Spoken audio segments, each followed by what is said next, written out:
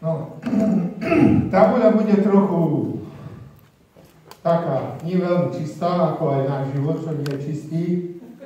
Ale vy, ktorí ste pred 10 rokmi boli tu, tak viete, že som používal tabuľu. Tak idem sa vrátiť na tabuľu. Nebudem vám dávať obrázky, ale použijem tabuľu, aby som vysvetlil niečo, teraz vypadá, ako ja teraz viem a vy neviete nič, ale aby som povedal vlastne niečo, čo mňa nejak mi robilo problém. Aký je rozdiel medzi hriechom v jednotnom čísle a hriechom v množnom čísle? Hriech, hriechy. My adventisti to chápeme? Jak ma pozeráte?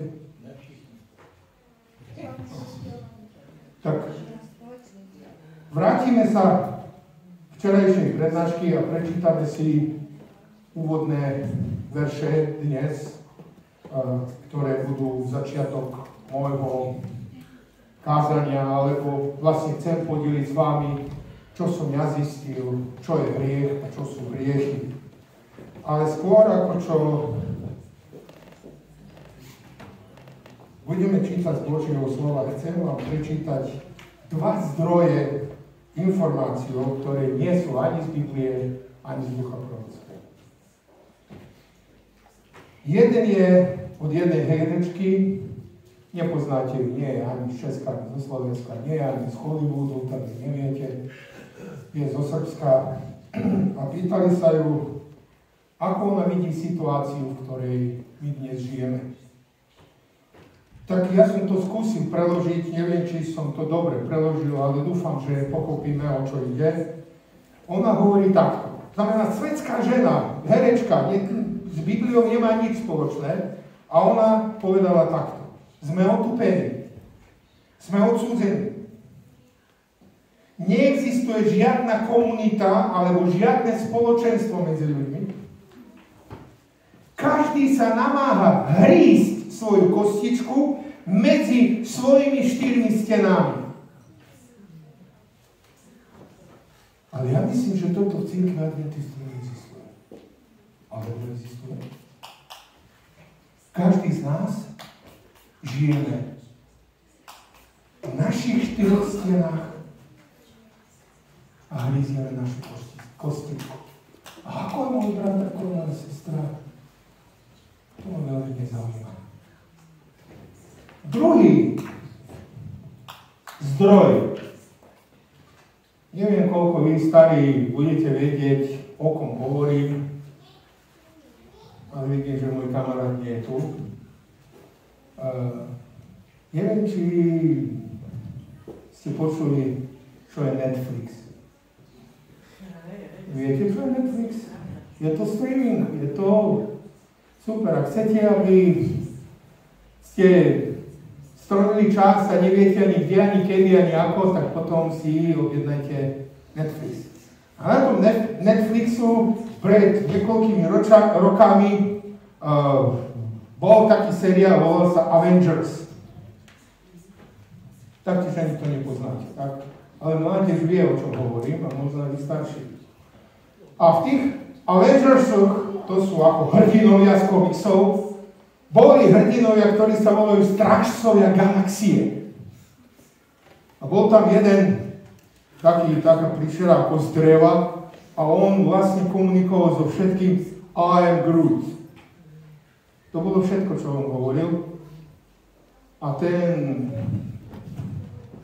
hlavný povedal pri jednej príležitosti nasledovné slova. Mňa toto veľmi zaujalo. Ako sa niekedy v takých filmoch, ktoré nemajú žiaden význam pre mňa, nemenia môj život, nerobia nič so mnou, ale sa nájde nejaká takáto veta. Pozrite, čo hovorí ten hlavný, ja neviem, ako sa volá ten, čo všetko zvládne, viete ako? Ten, čo počúva Walkman. Staroš. No tak teraz už vieme, ako sa volá. Tak on povedal toto. Pozrite teraz, veta, zaujímavá. Niekedy to, čo celý život hľadáme, je stále po našom boku a nevieme o tom. Niekedy to, čo celý život hľadáme, je stále po našom boku a my o tom nevieme. Povedzme si na rovinu, kto z nás nechce byť šťastný?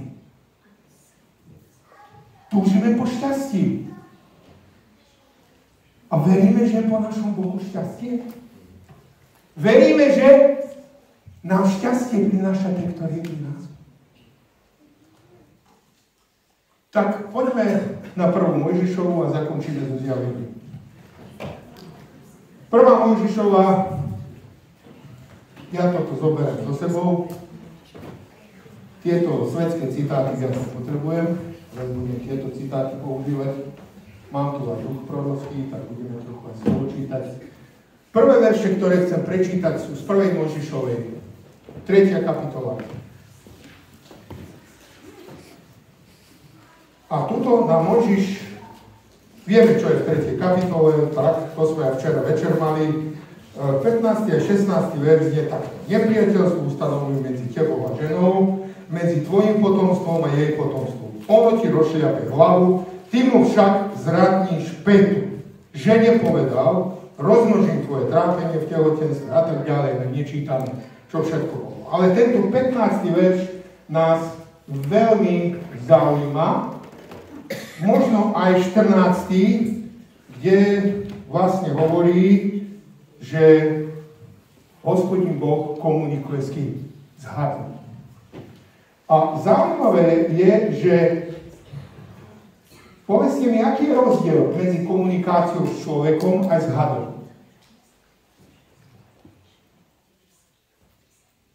Aký je rozdiel? Boh, keď komunikuje s Adamom aj s Evou, kladie otázku. Tak? A hadovi kladie nejakú otázku. Čo sa pýta Adama a čo sa pýta Evu? Skrátka, prečo si to urobila? Prečo si to urobil? Si jedol z toho stromu? A hada sa pýta, prečo si to urobil? A prečo sa hada nepýta? A teraz rýchle na zjavenie a skončíme kázanie. Kedy sa hada pýtal, prečo si to urobil? Pýtal sa. Bol Polemos. Bola vojna v nebi. Michal a jeho anjeli bojovali proti komu?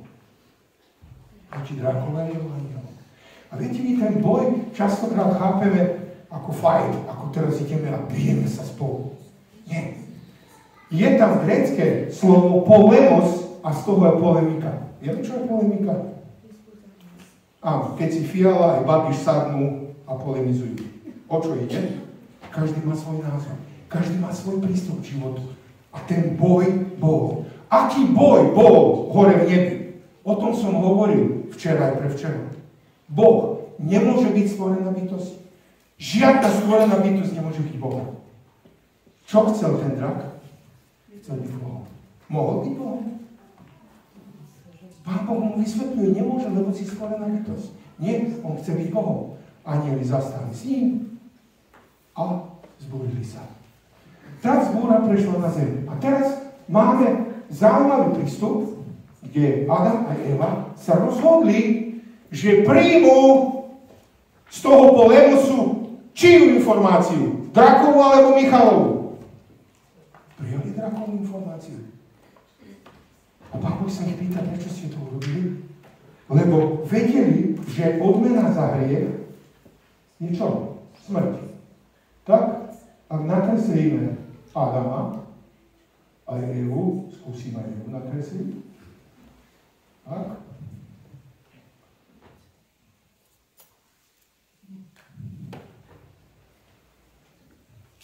Adam a Eva mali vzťah s Bohom. Čo sa stalo, keď jedli? Toho momentu, keď jedli. Nie keď Boh prišiel a keď sa s nimi zhováral. Čo sa stalo v tom momente?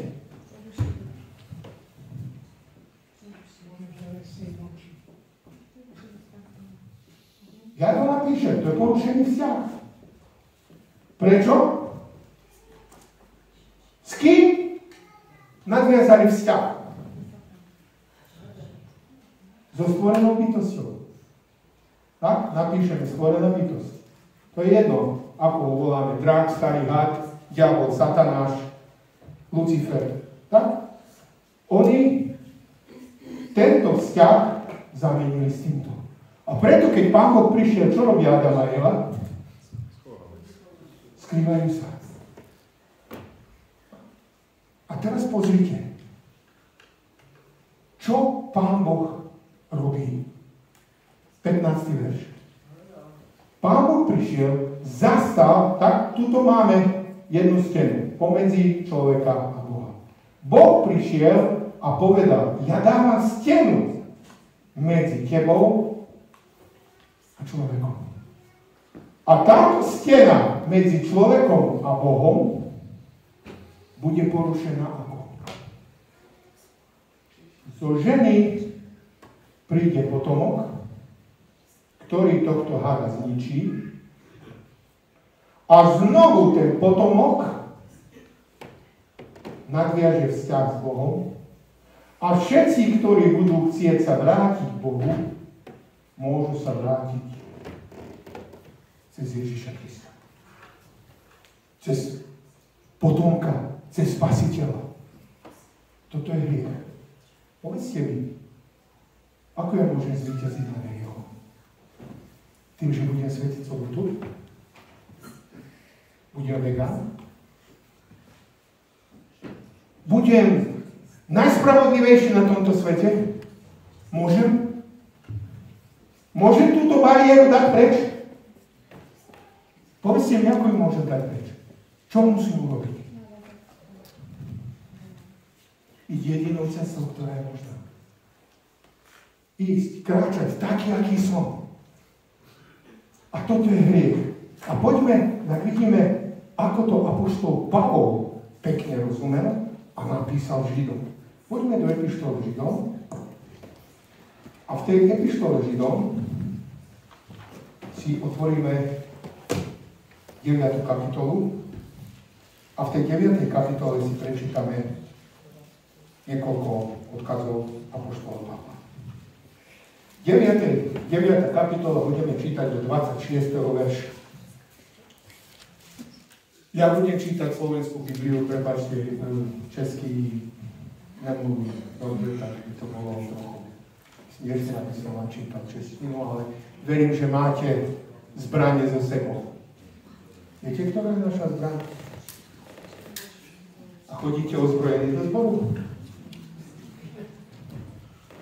No, možno nemáme knihu, možno máme odhryznuté jablko.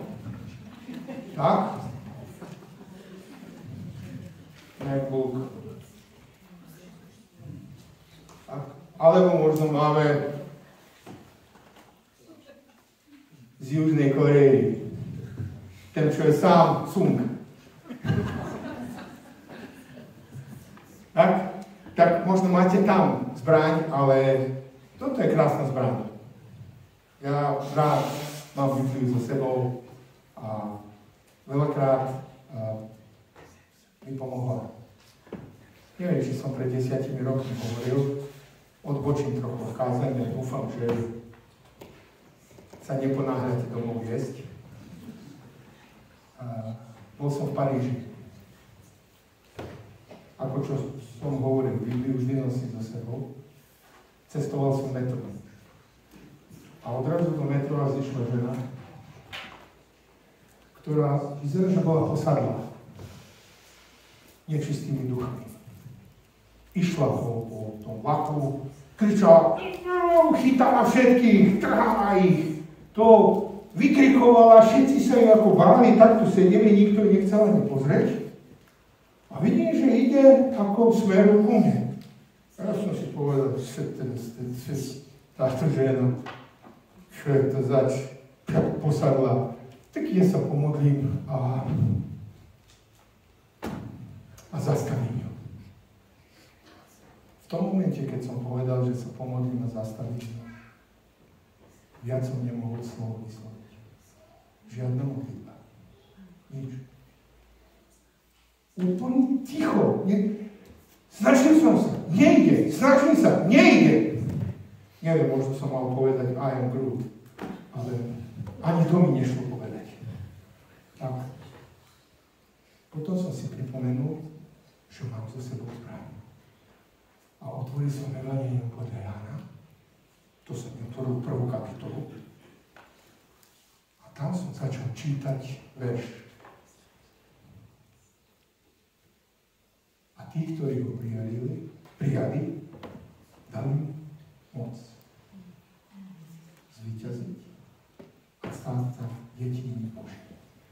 Ako som tento verš prečítal, táto žena odrazu spustila ruky a takto pozerala na mňa. A celý čas sa dívala na mňa. Nedávala oči preč. Ja som tú Bibliu držal, dlane mokré, všetko, ústa suché, všetko je prítomné. Hladina cukru asi bola 0 pod hladinou, tak všetko bolo preč, ale som držal tú Bibliu, ona takto pozerala na mňa, stála. Metro, ten vláčik zastal, otvorili sa dvere, ona vyšla von. A ako vyšla von? Znovu začala to svoje šialenstvo. Vtedy som si povedal, a toto chcem aj vám povedať, nikdy sa nehrajte na exorcizmus. Viete, čo je exorcizmus? Nevyháňajte zlých duchov, to nie je naša úloha. Ján síce neurobil žiaden zázrak, ale všetko, čo povedal o ňom, bola pravda. Čo je našou úlohou? Rovnako ako mám Ján Krstiteľ. Tak vráťme sa k tomuto nášmu príbehu. Adam a Eva nemali šancu viac vrátiť sa späť. A teraz Pavol píše Židom list a v 9. kapitole nám napíše nielen Židom, ale aj nám, o čo vlastne išlo o toho potomka. Ako vlastne to dopadlo. 26. verš. Veď ináč by Boh musel od založenia sveta trpeť mnohokrát. Čo hovorí? Tá obeť nebude mnohokrát urobená, ale len raz. Čo hovorí ďalej? On sa však zjavil teraz, kedy na konci vekov. Znamená, od tohto momentu je koniec vekov. Prečo? Lebo Pán Boh všetko to, čo sľúbil Adamovi a Eve na počiatku v ráji, všetko je dokončené tu. Čo sa týka Pána Boha. A ten problém, ktorý sa volá hriech, ktorý Pán Boh chce vyriešiť, a čo je hriech? Porušený vzťah s Bohom. Ten problém Pán Boh vyriešil, ale teraz zostávajú problémy, ktoré máme vyriešiť my. A aké sú to problémy? Poďme len vidieť toto. Tuto hovorí raz a navždy, aby obetovaním seba zničil čo? Píše u vás hriechy? Píše hriech. Povedzte mi, keď Ján Krstiteľ, keď svedčí všetkým ľuďom, ktorí stáli tam, kde krstil, a keď zazrel Ježiša, že ide, čo hovorí tým ľuďom? Hľa, baránok Boží, ktorý sníma hriech sveta. Nehovorí hriechy sveta. Hriech sveta. Čo je hriech sveta? To je porušený vzťah. On sníma tento porušený vzťah, zobral na seba. Prečo? Lebo porušený vzťah prináša čo? Čo prináša porušený vzťah? Ja napíšem. Prináša smrť.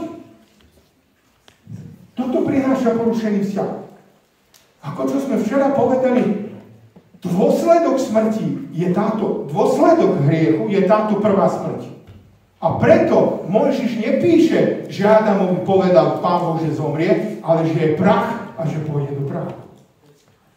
A z čoho sme stvorení? Z prachu. Čo to znamená? Že vzkriesenie je možné znovu z toho prachu. Pán Boh vie, Pán Boh pozná našu povahu a ten prach, on do toho prachu znovu môže vložiť život. Čo urobil Ježiš na kríži? Zobral hriech aj odmenu hriechu. A teraz klasika. Ak Ježiš Kristus zomrel za porušený vzťah, čo bude výsledok? A znovu dal ten vzťah do poriadku, tak čo bude so mnou? Mám len dve možnosti. Buď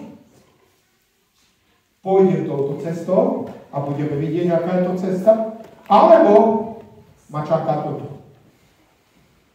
A ja napíšem niečo, čo celý kresťanský svet verí a tvrdí, že je to tak. Čo kresťanský svet tvrdí? Že tí, ktorí príjmu Ježiša, ich čaká ráj, a tí, ktorí nepríjmu Ježiša,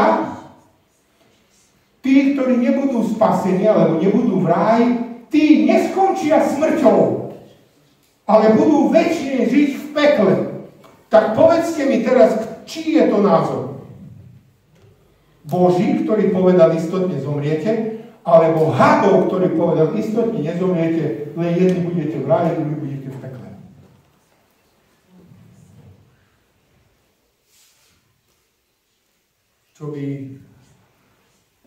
Čo by môj veľký kamarát, ktorého som ubytovaný, povedal, very simple. Je tak? Alebo je to komplikované. Nože poďme vidieť ďalej.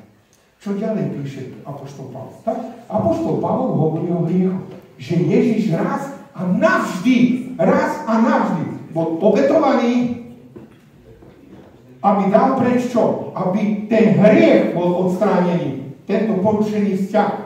Ty a ja nemôžeme toto nikdy dosiahnuť.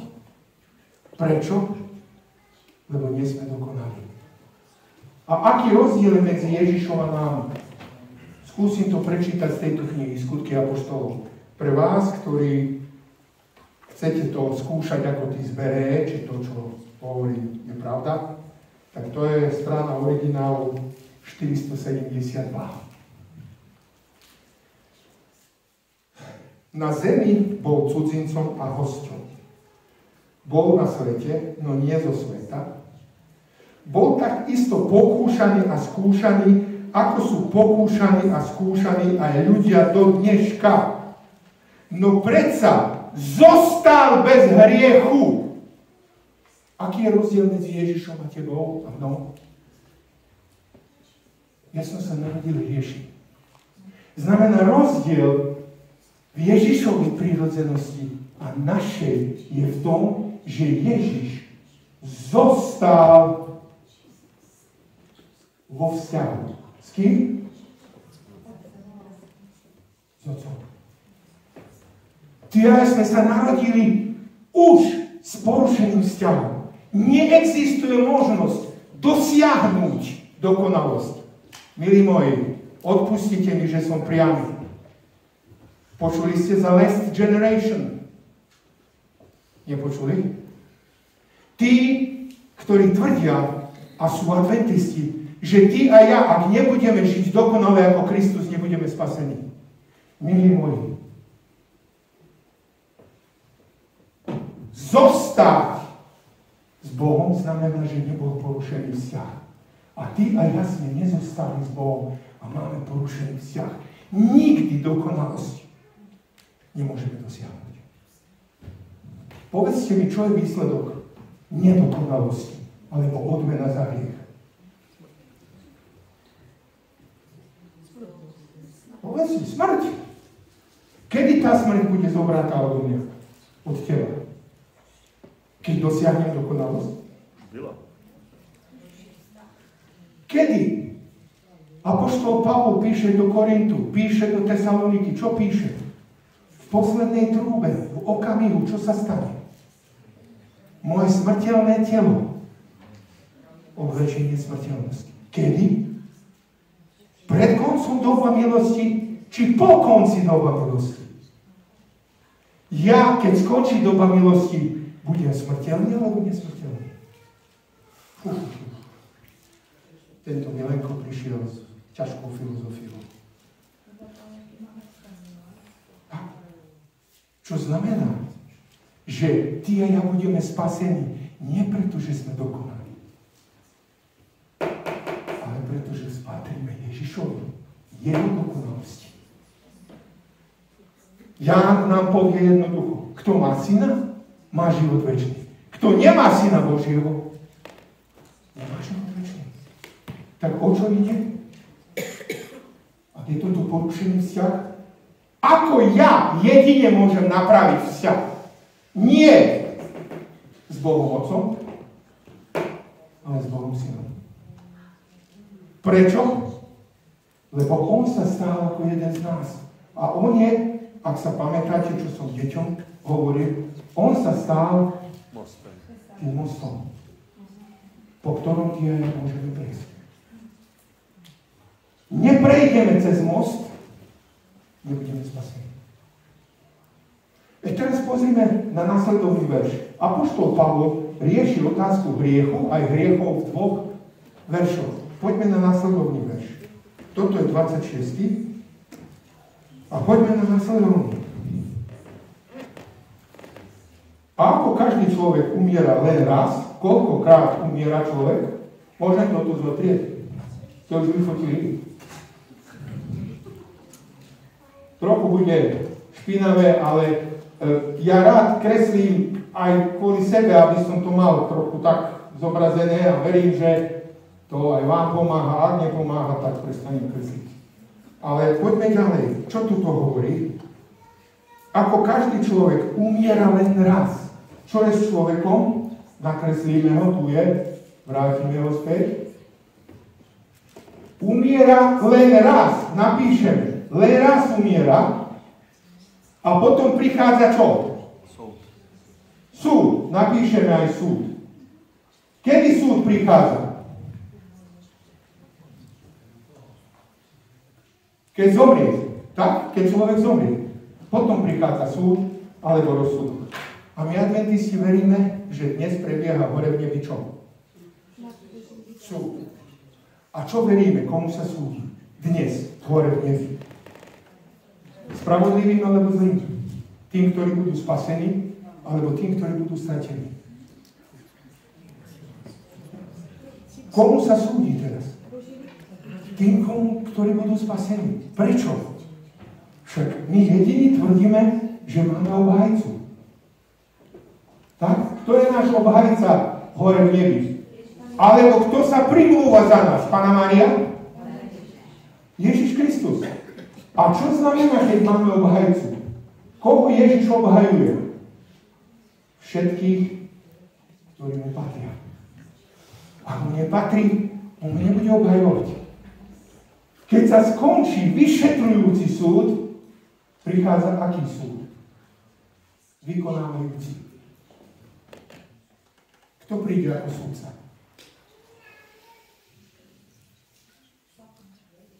Kto príde ako sudca? A kedy príde?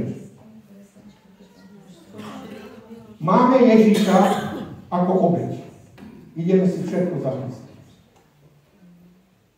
A predtým, ako čo bol obeť, čo Ježiš robí na zemi? Volá ľudí, aby sa vrátili k Bohu. Či je to úloha? Kto volal ľudí, aby sa vrátili k Bohu? Čo Boh robil medzi Božím ľudom?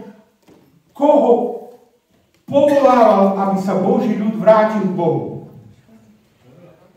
Prorokov, presne tak.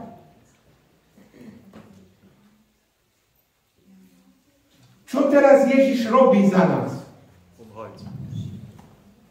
Čia je to úloha? Kto orodoval za Boží ľud na zemi? Symbol. Kňaz, tak? Kto chodil do svätyní svätých? Veľkňaz.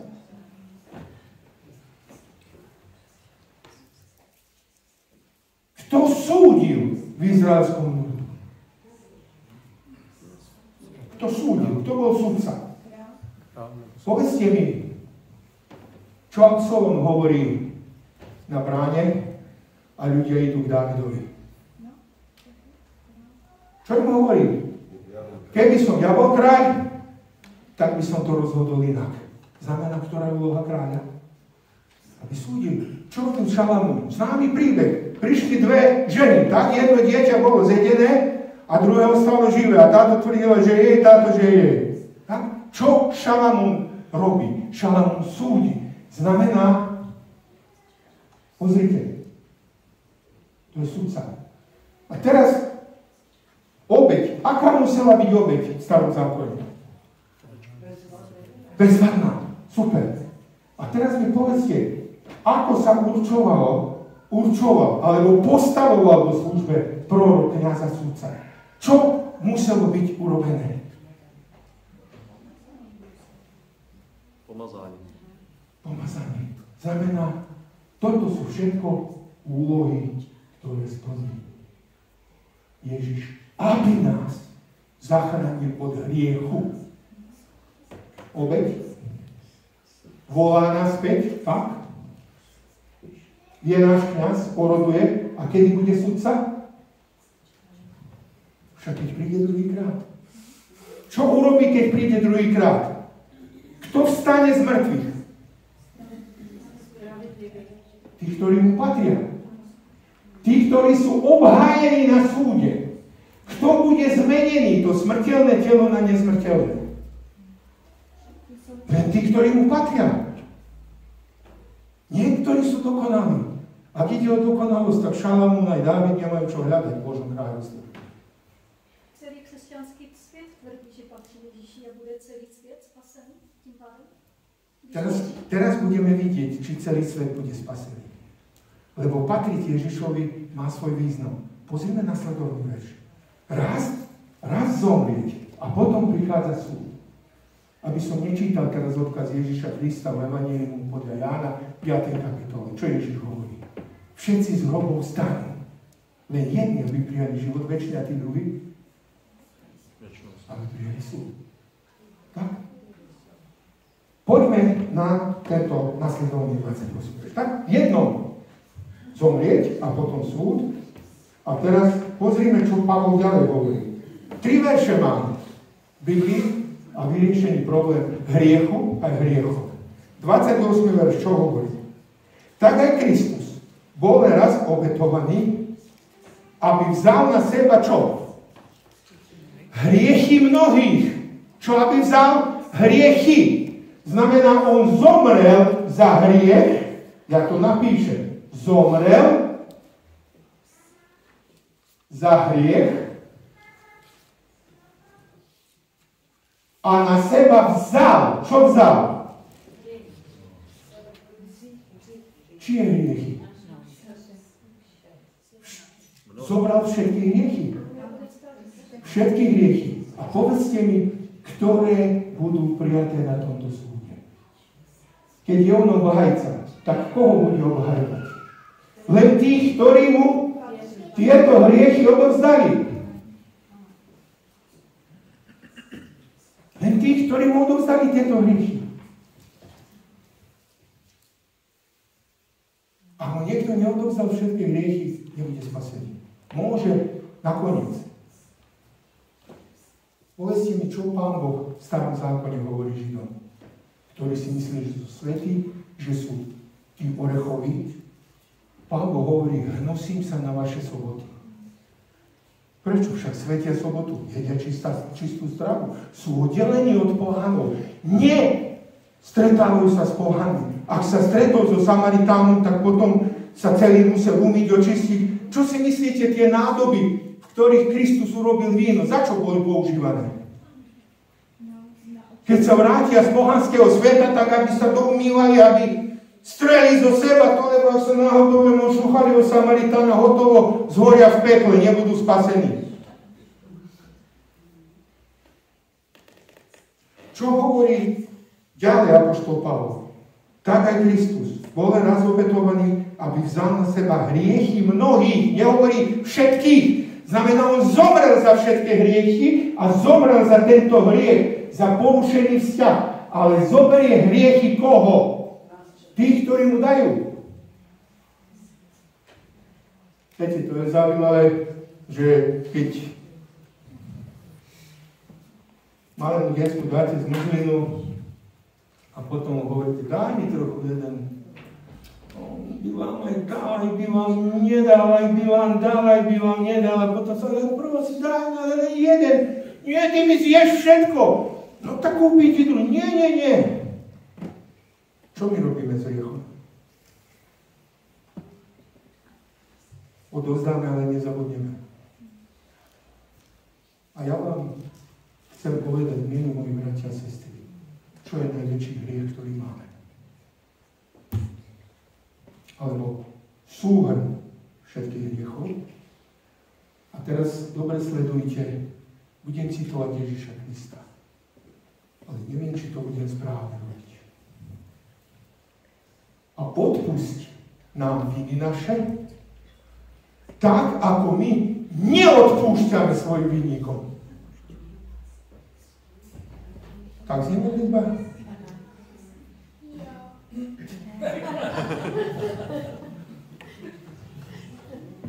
Teóriu vieme? A praxu? Težká. Poviem len jeden známy príbeh. Stretol som sa s jedným kazateľom v Anglicku pôsobí, ktorý je z Egypta. A hovorí, že jeho otec prijal kresťanstvo a nemali peniaze pre všetkých, tak ten syn sa najlepšie učil, tak ho poslal do Anglicka na školu. No, tam sa stretol s adventistami, stal sa adventista a zakončil na New World teológiu a dostal správu z domu, kde mu otec napísal, že prišli Mohamedania a povedali, že ak sa nevzdá kresťanstva, že mu pobijú celú rodinu. A to sa aj stalo. Je to naozaj neskutočné, že pobili celú rodinu, ale jeho nechali živého. Samozrejme, syn bol v Anglicku, tak jeho nezabili. Po nejakých 10 rokoch po tej udalosti, možno aj 15, ja neviem presne, hovorím all time, dlhý čas, že sa vrátil navštíviť otca. A prišiel a hovorí, vidím, že s otcom sedí ešte jeden človek.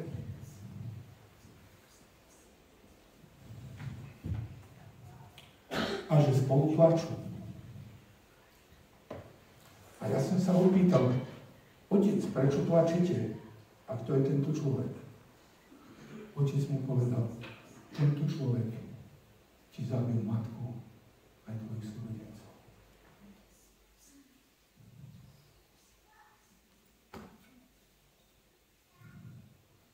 My chápeme, čo je odpustiť viny. Škriepime sa za neviem aké maličkosti, čo tento človek ukázal. Aké kresťanstvo. Ja neviem, čo by som urobil. Ďakujem Pánu Bohu, že nie som v takom pokušení. Tak vráťme sa späť. Čo nám povie ďalej apoštol Pavol? Zoberie hriechy mnohých, tak? A druhý raz sa zjaví nie pre hriech. Nie pre hriech. Toto sa zjavil prvýkrát. Nie pre hriech, ale na spásu tým, čo ho čakajú. Znamená, máme prvo smrť za hriech, zobratie hriechov a vrátenie sa späť, aby zobral tých, ktorí sú spasení. A teraz, aby sme vlastne videli, ako ten vzťah s Bohom, ty a ja. Čo ty a ja môžeme urobiť, aby ten vzťah s Bohom, aby nebolo to, ako čo sestra povedala, vyznám, že som kresťan, áno, mám Ježiša Krista a som spasený. Poďme do 4. kapitoly. Sme u Židov. Prečo čítam všetko zo Židov epištole? Lebo toto sa týka Božieho ľudu. Pavol píše Božiemu ľudu. Židov. Tak toto pre nás. Ak veríme, že sme my ten Boží ľud, tak potom je toto pre nás. pozrime v 4. kapitole, čo vlastne nám hovorí apoštol Pavol, zapísal apoštol Pavol, že môžeme urobiť ty a ja. 16. verš. Hovorí takto. Keďže máme vznešeného veľkňaza, ktorý čo urobil? Prenikol nebesia. Znamená, on je veľkňaz, kde sme? Tuto sme. Dajme mu aj to veľkňaz. Tak? Znamená, on je ten, ktorý prenikol nebesia. A čo robí, keď prenikol nebesia? Pozrime ďalej. Hovorí, že je to Ježiš, Boží syn. Držme sa čoho? Vyznania. Prečo? Lebo my nemáme veľkňaza, ktorý čo urobil? Ktorý by s nami nemohol súcitiť v našich slabostiach, ale veľkňaza, ktorý vo všetkom prešiel skúškami podobne ako my, avšak bez čoho? Nie bez hriechov. Bez hriechu. Znamená to, čo ty a ja máme. On to dokonal, on zostal spojený s nebom navždy. A pretože patrí nebu, alebo Bohu, sám je Boh, on neostal len na úrovni anielov, alebo na tom druhom nebi, ale dostal sa, ako túto apoštol Pavol píše, dostal sa do samého Božieho trónu, lebo prenikol nebesia. A pozrieme ďalej, čo hovorí. Pristúpme teda so smelou dôverou. Kde? K trónu milosti. Ako ty a ja môžeme pristúpiť k trónu milosti?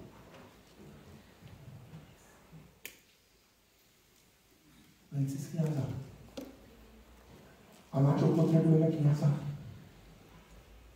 Aby ste mu odovzdali hriechy. Len pre našu informáciu. Všetko, čo robíme bez Boha, je hriech. Dobré skutky, dobré diela, charita, dobré slova, dobré myšlienky, ale urobené bez Boha sú hriech. Prečo? Lebo sú urobené bez Boha. Tak všetko, čo robím, mal by som robiť s Bohom. Aj sám Ježiš povedal, ja nerobím nič sám od seba. Ale vráťme sa späť k tomuto, pristúpme so smelou dôverou k trónu milosti. Čomu? Tento trón je trón milosti, aby sme dosiahli milosrdenstvo a našli milosť a pomoc v pravý čas. Viete, mnohí tvrdia, a ja to skúsim parafrazovať, alebo poviem tento verš, ako vidia niektorí, aby sme dosiahli dokonalosť a našli pomoc v pravý čas. Ak ja sa snažím dosiahnuť dokonalosť, kým sa zaoberám? Sám sebou. Čo bol problém so Židmi? Kým sa zaoberali? Sami sebou a potom čo robili? Kto krajšiu obeť prinesie? Rozhodovali, či tá obeť má nejakú škvrnu alebo nemá. Robili z toho obchod. Tak? Čo robili s prorokmi? Zabíjali, lebo nepotrebovali prorokov. Oni sami sú dokonali, lebo sú Abrahamové deti. Nepotrebovali ani veľkňaza. Za veľkňaza sa bili. Nakoniec, prečítajte si, ako sa Anáš dostal v veľkňazskej službe. Nakoniec, ako sa jeho zať Káfáš dostal na to miesto. A tak ďalej, a tak ďalej. A čo robil Pán Boh Kainovi? Aký znak? Prečo mu robil znak? Aby ho nikto nezabil. Aby mu nikto nesúdil. Prečo? Kto je sudca? Boh je sudca. Nie ja, nie ty. Čo robí človek, keď sa zaoberá sám sebou? Súdi iným, lebo je lepší ako oni. Jeden môj brat, ktorý už čakal vzkriesenie, bol vedúci zboru v Srbsku, kde som ja patril. A raz, keď sme zakončovali sobotu, tak sa takto modlil. Ďakujeme ti, Bože, že nás máš, lebo lepších nemáš.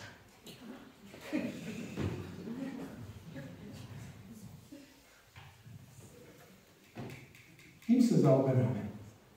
A potom, keď sa zaoberám sebou, aby som dosiahol niečo, apoštol Pavol hovorí, že čo chce dosiahnuť. Ježiša Krista. Je dokonalosť. A teraz pozrieme tieto dva pojmy. Milosrdenstvo a milosť. Aby sme dosiahli milosrdenstvo. Tak toto milosrdenstvo máme u Šalamúna. Čo znamená dosiahnuť milosrdenstvo? A poďme do príslovia. Verím, že vydržíte ešte pár veršov, mám končiť. Tak poďme do príslovia. A v 28. kapitole si prečítame verš číslo 13.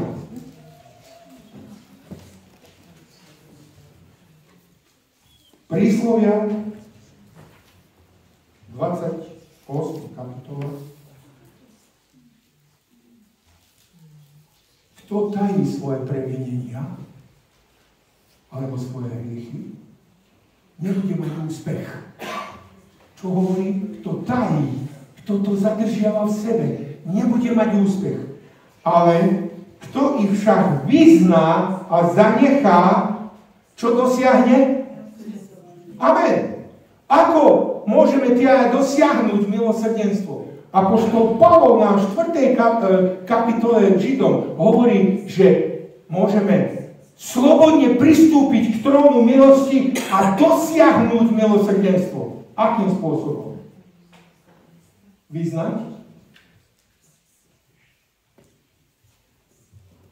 Komu? Máme obeť, máme kňaza. Vyznať, ale čo je našou úlohou? Opustiť. Tak?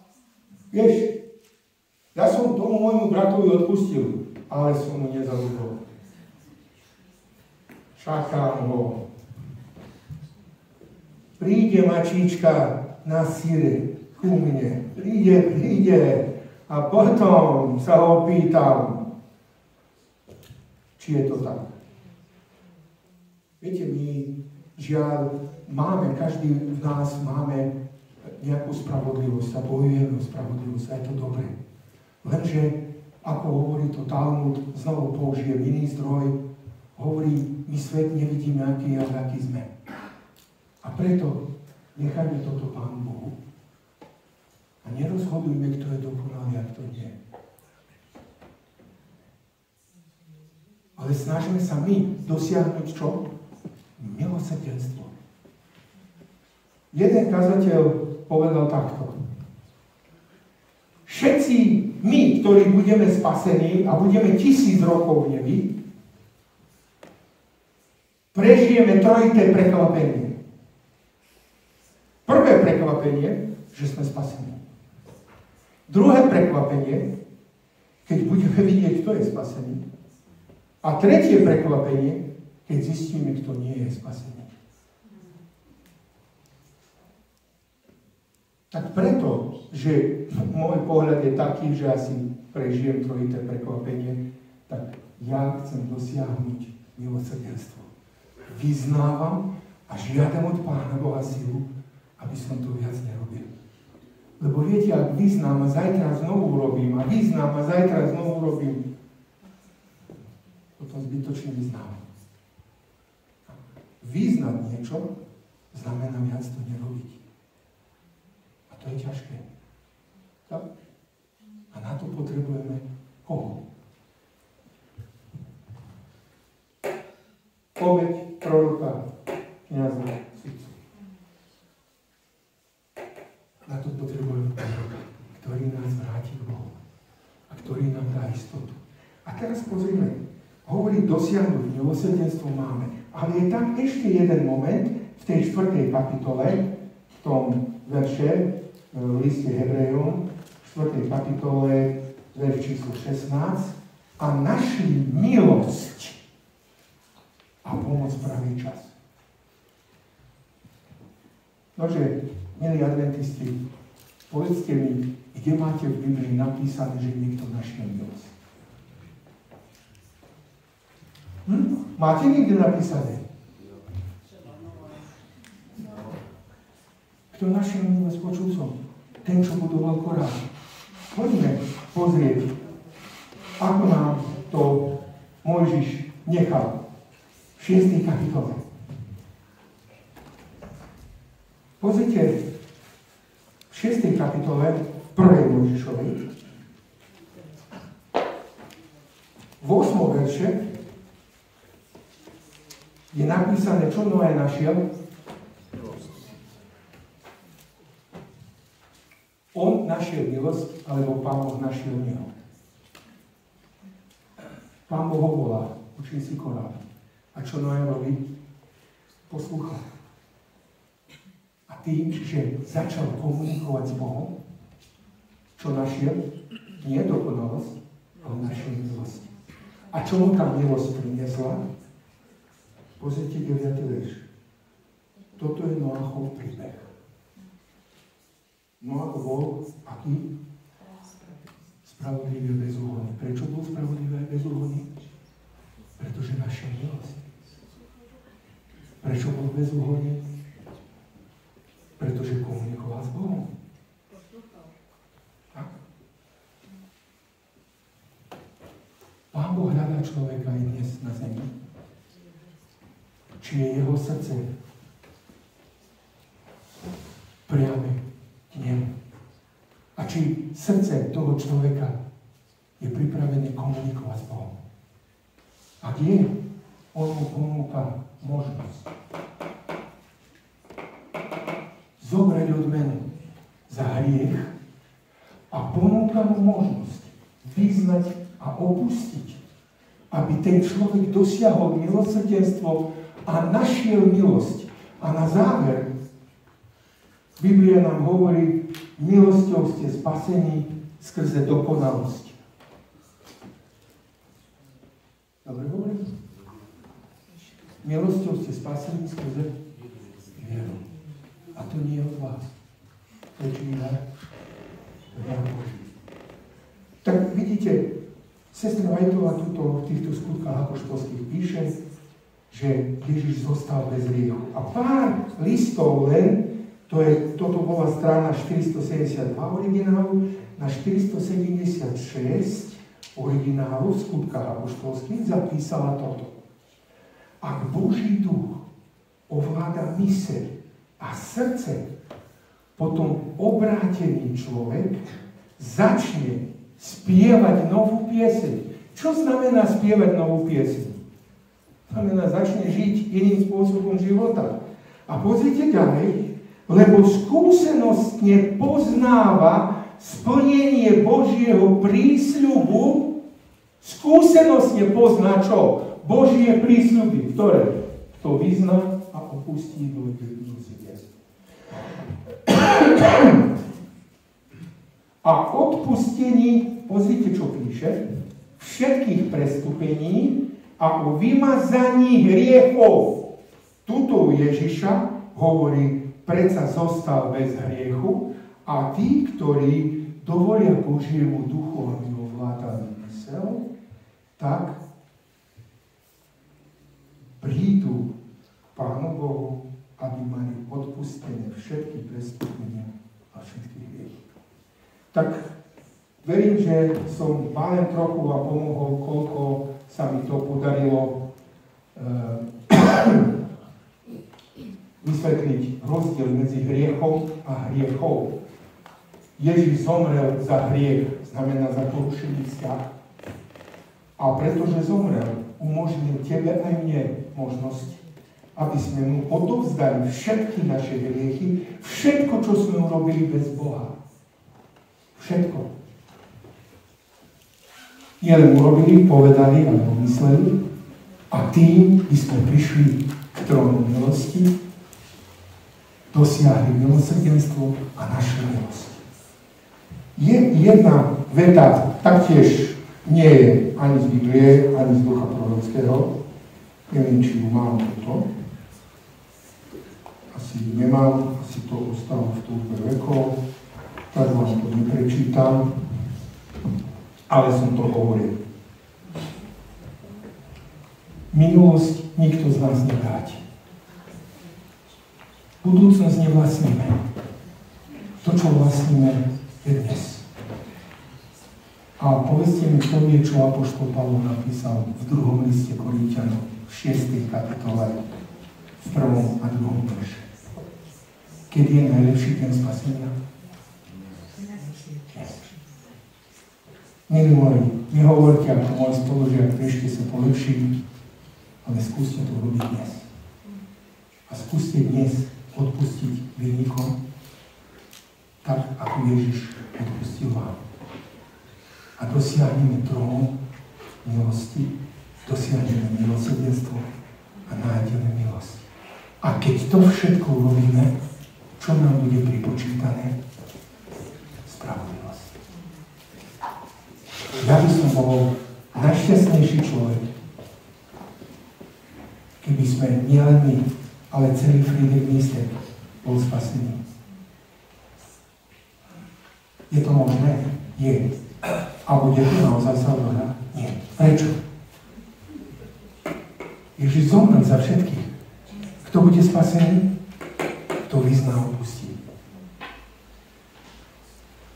Veľmi jednoduché. My stále hľadáme nejaké nové veci, nové možnosti, ale všimnime si jedno. Vyznať a opustiť ma dovedie pre trón milosti a dosiahnuť milosrdenstvo a milosť, ktorou môže byť spasený. Amen.